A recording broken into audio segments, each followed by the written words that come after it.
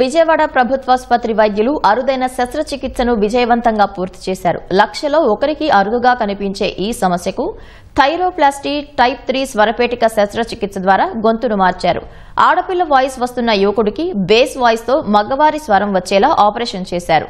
ఎన్నో ఏళ్లుగా ఎదుర్కొంటున్న సమస్యకు ప్రభుత్వాసుపత్రి వైద్యులు ఉచితంగా పరిష్కారం చూపారని బాపట్ల జిల్లాకు చెందిన తేజ వికాస్ ఆనందం వ్యక్తం చేశారు.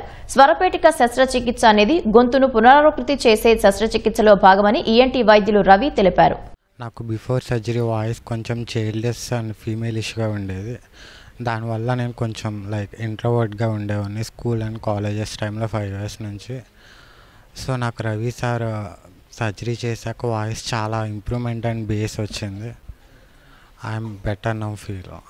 సర్జరీ ప్రీవియస్గా చేసిన వాళ్ళు చెప్పారు. ఇక్కడికి వచ్చిన తర్వాత రవి సార్ ఫిబ్రోఫోనియాని ఐడెంటిఫై చేసి సర్జరీ చేశారు. గవర్నమెంట్ హాస్పిటల్ చాలా బాగా చూశారు.